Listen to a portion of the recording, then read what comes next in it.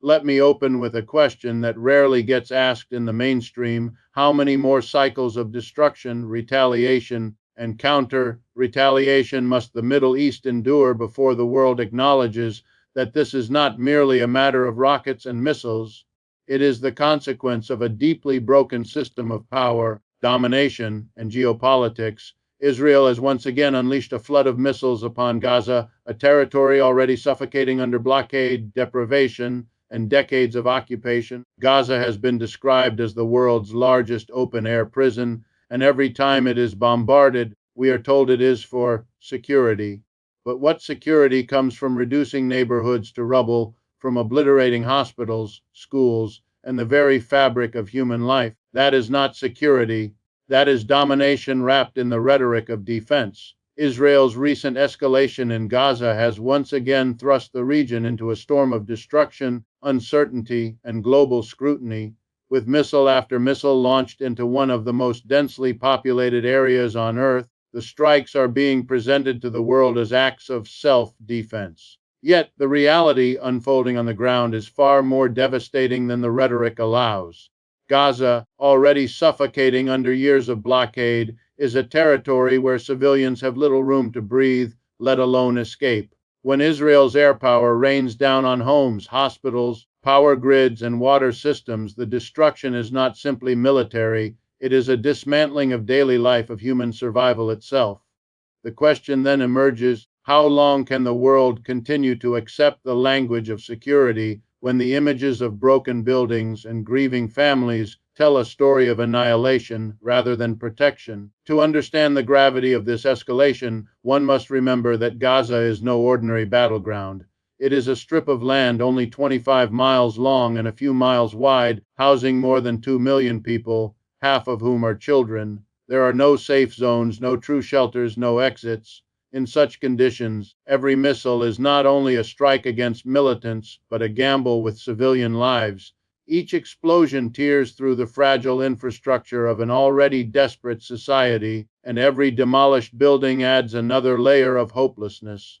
The narrative that these strikes are precision-based, aimed solely at military targets, collapses when entire families are pulled from rubble, when hospitals overflow with the wounded, and when humanitarian agencies warn of impending catastrophe. This is not merely about defense, it is about dominance, and it forces us to confront the uncomfortable question, can the indiscriminate suffering of civilians ever be justified as a path to security? Hooks emerge when we consider the timing and scale of this assault. Why now? Why such intensity? Israel, facing political pressure at home and shifting dynamics abroad, is asserting its power in a way that demonstrates both military supremacy and political desperation. Each missile becomes a message not just to Gaza, but to the entire region. Israel retains overwhelming force, and it is willing to use it. Yet that message carries a dangerous paradox. For every show of strength, there is an equal and opposite reaction of resistance, defiance, and outrage. The more Gaza is pounded, the more its struggle becomes a rallying cry across the Middle East, igniting responses not just from Palestinians but from nations and movements beyond its borders. Internationally, this escalation complicates the already fragile standing of Israel and its key ally, the United States. Western powers that once unconditionally backed such operations now find themselves pressured by growing public opinion that sees in Gaza not a battlefield, but a humanitarian disaster zone. The images of bombed-out neighborhoods circulate instantly across the globe, fueling protests, diplomatic tensions, and growing calls for accountability. The narrative of security begins to sound hollow against the backdrop of destroyed schools and lifeless children. In that gap between rhetoric and reality lies the growing crisis of legitimacy for Israel's actions. The deeper hook here is that Gaza has become more than a local issue. It is now a mirror reflecting the failures of international order. If global institutions and major powers cannot prevent or even restrain the bombardment of a besieged civilian population, what credibility do they hold in maintaining peace anywhere else? Israel's missile campaign does more than devastate Gaza. It exposes the fragility of international law, the selectivity of human rights enforcement, and the glaring imbalance in how power is applied and excused. That is why this moment is not simply another chapter in a long conflict. It is a turning point, one where the world must decide whether it will continue to allow security to be weaponized as a justification for devastation, or whether it will finally confront the deeper injustices that fuel this endless cycle of war. Yemen's bold retaliation against Israel has jolted the region and reverberated far beyond the borders of the Middle East. For years, Yemen has been painted in global media as a fractured state consumed by its own civil war, plagued by famine, and suffocating under the weight of foreign intervention. Yet, against all odds, it has chosen this moment to strike back, not for its own narrow battlefield gains, but in open solidarity with Gaza. This act of defiance is not simply a military maneuver. It is a political statement, a declaration that the suffering of Palestinians is not isolated, that their struggle has resonated deeply enough to provoke action from a nation already battered by war. Here lies the hook. When a country fighting for its own survival chooses to risk further escalation by joining another people's cause, it signals a dramatic shift in regional dynamics that cannot be ignored. To understand why this move carries such weight, we must consider the context. Yemen has been the site of one of the world's worst humanitarian crises.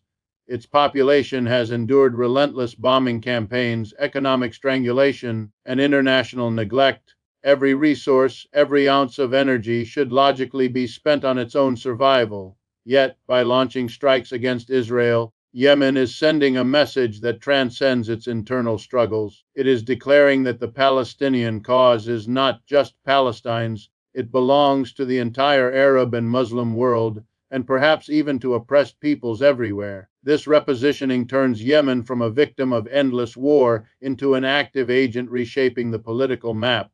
It shocks the narrative that small, war-torn nations are powerless in the face of larger militaries backed by global superpowers. Yemen's retaliation proves otherwise. The scale of the retaliation is equally significant.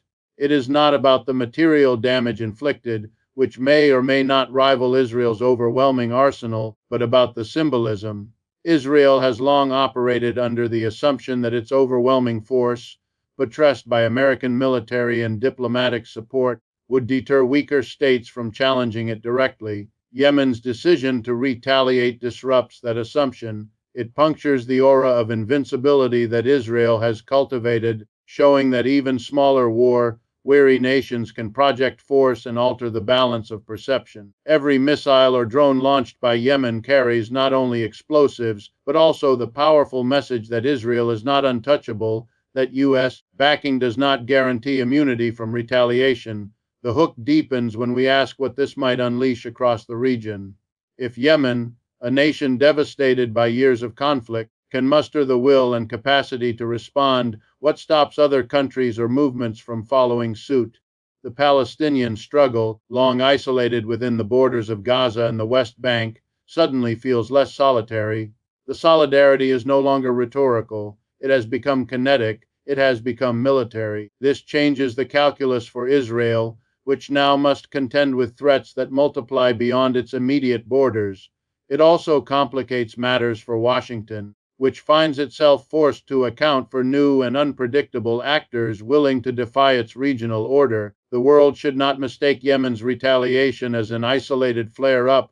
It is a signpost pointing toward the erosion of USA-Israeli dominance in the region. When a country so weakened and beleaguered still chooses to strike, it raises profound questions about the depth of anger simmering across the Middle East and the willingness of other actors to channel that anger into action. Each strike from Yemen is not just retaliation, it is a warning, a signal that unchecked aggression against Gaza will no longer be absorbed quietly. The retaliation may not yet alter the balance of military power, but it is already altering the balance of political courage, inspiring others to imagine that defiance is possible, even against the most entrenched powers. This, more than the physical damage, is what makes Yemen's move such a historic turning point. The involvement of Yemen in the conflict marks more than just another entry in the tragic cycle of Middle Eastern wars. It signals a profound shift in the region's power dynamics. For decades, Israel, with unwavering U.S. backing, has operated with the confidence of near total dominance, assuming that smaller, fractured states would never dare to challenge its military supremacy. Yet Yemen's retaliation has forced the world to reconsider that assumption. When a war-torn nation long dismissed as weak and incapacitated suddenly demonstrates both the will and the capability to intervene, it exposes cracks in the old order. That is the hook here. Power is not just measured in weapons or wealth, but in the ability to change perceptions, to shift the psychological balance of who can act and who must endure. Yemen's decision does precisely that, raising the possibility that the Middle East may no longer be a region where U.S. allies alone dictate the rules of engagement. The significance lies not only in Yemen's action but in what it represents. For years, the Middle East has been characterized by fragmentation, states divided, movements at odds, and populations too exhausted to resist foreign interventions or Israeli military campaigns. That fragmentation has been one of Israel's greatest shields, allowing it to carry out operations in Gaza, Lebanon, or Syria with minimal fear of unified retaliation. But the strike from Yemen hints at a different future, one in which fractured states begin to see their struggles as interconnected, one in which solidarity moves from speeches at rallies to real acts of defiance on the battlefield. This potential for alignment is what makes the situation so volatile. Once the precedent has been set, others may follow, and suddenly, Israel is no longer facing isolated adversaries but a network of resistance that cuts across borders. This possibility becomes even more dangerous for Israel and its allies when viewed through the lens of U.S. decline. Washington's ability to enforce its vision of order in the Middle East has weakened. After decades of costly wars, shifting priorities toward Asia, and a domestic public wary of endless military commitments, the U.S. no longer commands the same level of fear or authority it once did. Into that vacuum steps new possibilities, regional powers like Iran, movements like Hezbollah, and now even nations like Yemen testing the limits of how far U.S.-Israeli power can extend without consequences. Yemen's retaliation is not just a strike, it is a test, a probe of how fragile the old dominance really is. And the more such tests occur, the more the perception of invincibility erodes, creating a dangerous momentum that even larger powers may struggle to contain. Hooks emerge when we consider the ripple effects. For ordinary people across the Middle East, Yemen's action may serve as inspiration, a sign that the asymmetry of power is not absolute. For governments aligned with Washington, it becomes a dilemma. Do they double down on a faltering alliance, or do they begin hedging, recognizing that the tide may be turning? And for Israel, it forces a recalculation of strategy, how to maintain deterrence when deterrence itself is being undermined by those once considered too weak to retaliate. The heart of the matter is this: regional power shifts are rarely sudden, but they are often marked by moments that, in hindsight, appear decisive. Yemen's retaliation could be one of those moments.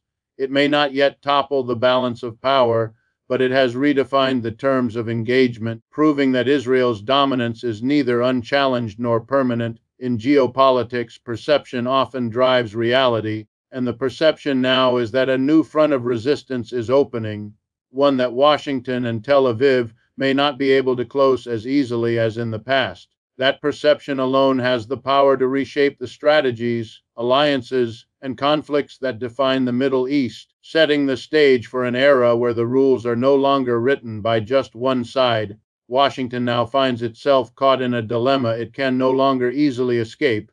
For decades, its unconditional support for Israel has been the cornerstone of its Middle East strategy, justified by rhetoric of shared values, security cooperation, and deterrence against regional adversaries. But what once seemed like a stable formula now carries enormous risks, as smaller nations like Yemen demonstrate the ability to defy U.S. power and disrupt the balance on the ground. The United States, accustomed to projecting dominance through overwhelming military aid and diplomatic shielding, suddenly looks less invincible when its key ally faces retaliation from unexpected quarters. The hook is clear: when a superpower's most heavily supported partner becomes vulnerable to strikes from a war-torn nation, the credibility of that superpower itself begins to erode. This erosion of credibility is not merely theoretical, it has practical consequences that are unfolding in real time. Allies who once trusted America's ability to enforce regional order now hesitate, wondering whether Washington can truly guarantee their security. Rivals, meanwhile, are emboldened, calculating that U.S. commitments are overstretched and that its deterrent power is fading. In this context, Israel's bombardment of Gaza and Yemen's brutal retaliation become more than a localized conflict. They become a litmus test for the viability of American hegemony. If Washington cannot prevent or effectively respond to these escalations, then the entire framework of U.S. dominance in the Middle East stands on shakier ground than ever before. Another hook emerges when we consider the broader geopolitical stage. The United States is already managing crises across multiple theaters. Its commitments in Europe against a resurgent Russia, its confrontation with China in the Pacific, and its own internal divisions at home. Each of these drains resources, attention, and credibility. The Middle East, once considered the central theater of U.S. foreign policy, now competes with other priorities. In such conditions, even small acts of defiance, like Yemen's retaliation, expose the limits of American reach. When Washington rushes to reaffirm its ironclad commitment to Israel, it risks sounding defensive rather than confident, reactive rather than strategic. The more it repeats those promises, the more the world begins to suspect that they are less about deterrence and more about holding together an image of power that is already slipping. For Israel, the consequences are equally dangerous. Its security has always depended not only on its own military superiority, but also on the perception that the United States would always back it with overwhelming force if necessary. But if America's backing now looks uncertain, or if it becomes clear that U.S. involvement carries as many costs as benefits, then Israel's deterrence weakens. Its adversaries no longer see an impenetrable shield, but a vulnerable partner tied to a superpower that is overstretched and struggling to maintain its grip. This perception shift is subtle but profound. It changes calculations in Tehran, in Beirut, in Damascus, and now in Sana'a. It opens the door to coordinated resistance that Israel alone cannot easily deter. The hook deepens when we think about how credibility is the true currency of empire. Once lost, it cannot be easily rebuilt. The U.S. may still have the most powerful military in the world, but power without credibility is like a sword with a broken hilt. It cuts, but it cannot be wielded effectively. Each missile that lands in Gaza, each retaliatory strike from Yemen, chips away at the narrative of American control. The world is watching not only the battlefield, but the response from Washington, measuring whether it can still dictate outcomes, or whether it is now merely reacting to them. That perception will shape alliances, investments, and the very architecture of global power in the years to come.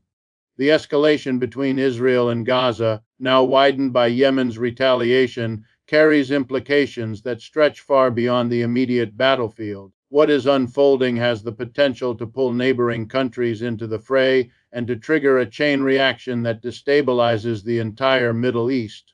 Already, the region exists as a mosaic of unresolved conflicts, fragile governments, and competing alliances. Into this volatile mix comes a fresh cycle of violence that risks becoming the spark for something much larger. The hook is undeniable. When one of the world's most combustible regions becomes further inflamed, the consequences rarely stay contained within its borders. Consider the geopolitical geography of the Middle East. Every border touches another fragile equation. Lebanon grappling with economic collapse and the looming presence of Hezbollah, Syria still fractured by civil war, Iraq divided by sectarian and political fault lines, Iran asserting itself with growing boldness.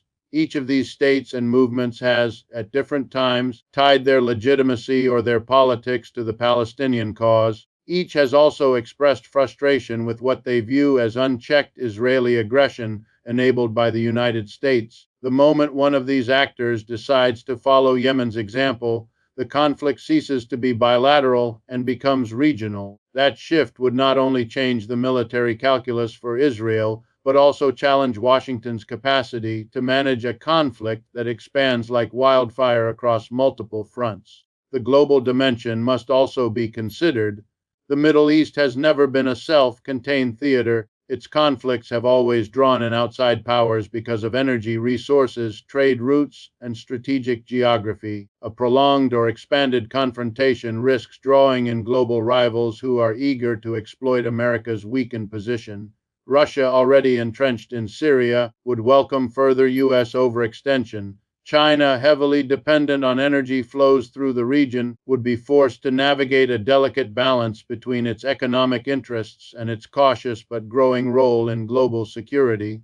Europe, already battered by its own crises, would face both political and humanitarian spillovers as migration surges in response to fresh devastation.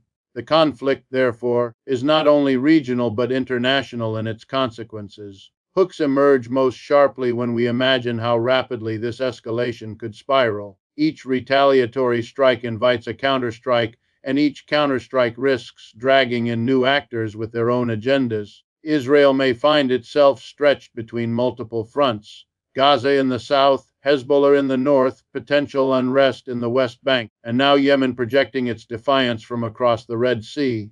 The United States, bound by its promises of support, could face the unpalatable choice between deeper military involvement or the exposure of its limits when it hesitates. Either path carries costs. Deeper involvement risks inflaming anti-American sentiment across the region. Hesitation risks signaling weakness at a moment when credibility is already eroding. What makes this escalation so dangerous is that it feeds on cycles of outrage that extend beyond governments to the streets. Public anger across the Arab world at the images of Gaza's devastation is already high. Yemen's retaliation did not emerge from a vacuum. It resonates with populations that see the Palestinian struggle as their own. Should more governments find themselves pressured by their people to act, the likelihood of broader involvement rises sharply. And once multiple fronts are engaged, the cycle becomes nearly impossible to contain through diplomacy alone. The conflict then risks taking on a momentum of its own, drawing in more actors and raising the stakes to levels that could ignite a regional war with global reverberations. The hook is this: what begins as a localized bombardment can quickly morph into a geopolitical earthquake. Israel's missiles and Yemen's retaliation are not isolated events, but tremors shaking an already fragile fault line. The question is not only how long this cycle will last, but how far it will spread, and whether the world is prepared for the storm that could follow if the escalation becomes the spark for a far wider confrontation. The Gaza crisis has now reached a stage where it can no longer be viewed as an isolated tragedy confined to a small strip of land. It has become a symbol, a rallying point that draws in not only neighboring nations, but also movements and populations across the globe. The sheer intensity of Israel's missile campaign, coupled with Yemen's unexpected retaliation, has transformed the conflict into something larger than itself. It is no longer just about territory or borders. It has become a question of legitimacy, of justice, and of whether unchecked military power can still operate without consequence in a world that is watching in real time.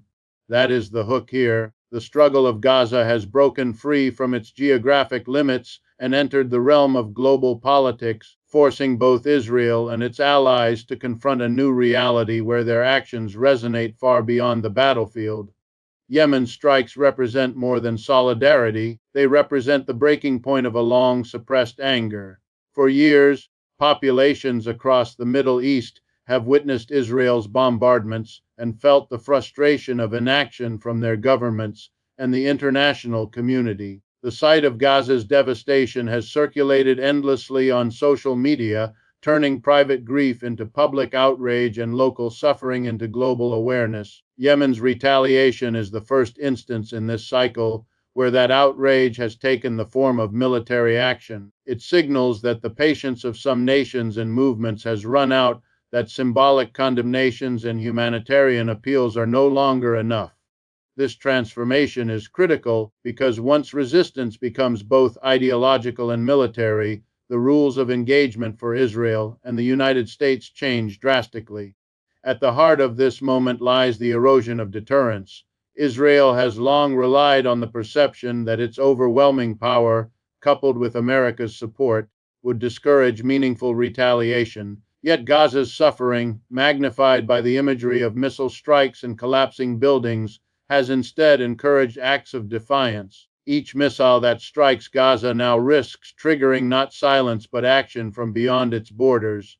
That represents a fundamental shift in the calculus of power. Deterrence no longer functions in one direction. Instead, it is unraveling, replaced by a dangerous new pattern in which every act of aggression breeds not submission but retaliation. The global implications extend even further. Around the world, movements that oppose U.S. and Western dominance see in Gaza a microcosm of their own struggles. From Africa to Latin America to Asia, the bombardment of a blockaded people resonates as a symbol of resistance against empire, inequality, and domination. Yemen's defiance amplifies that message, proving that even weakened states can act against the mightiest alliances. For the United States, this is a particularly dangerous development because it undermines the central pillar of its foreign policy, the belief that its alliances and military reach ensure control. If that belief weakens, then others may be emboldened to challenge U.S. influence elsewhere, creating ripple effects well beyond the Middle East. The hook is sharpened by the fact that the world is now at a threshold. Gaza is no longer just Gaza, it is the stage on which the decline of unchecked dominance is being played out. Each missile fired, each retaliatory strike, adds momentum to a new narrative that military aggression will not remain unanswered, that the era of one-sided power may be slipping away. This is why the crisis feels different from those that came before. It is not only the scale of destruction but the breadth of response. The way Gaza's plight has become a lightning rod for resistance in multiple forms. The breaking point is here, and its consequences will extend far beyond the rubble of Gaza's neighborhoods, shaping the future of power in the Middle East and testing the resilience of U.S. influence on the world stage. So I ask you as I close to consider this moment not simply as another chapter in the endless tragedy of the Middle East, but as a warning: when power is abused, when violence becomes the language of politics, when diplomacy is replaced by domination, then retaliation is inevitable, and it spreads. Israel may drown Gaza in missiles, but each missile sends shockwaves beyond its borders, awakening movements and igniting new resistances. Yemen's brutal response may be only the beginning of a wider unraveling, one that challenges not just Israel, but the U.S.-led order that has propped it up for decades. And the real question, my friends, is not whether retaliation will continue, it will, but whether the world will finally confront the root causes of this violence before the entire region is engulfed in a storm no one can contain.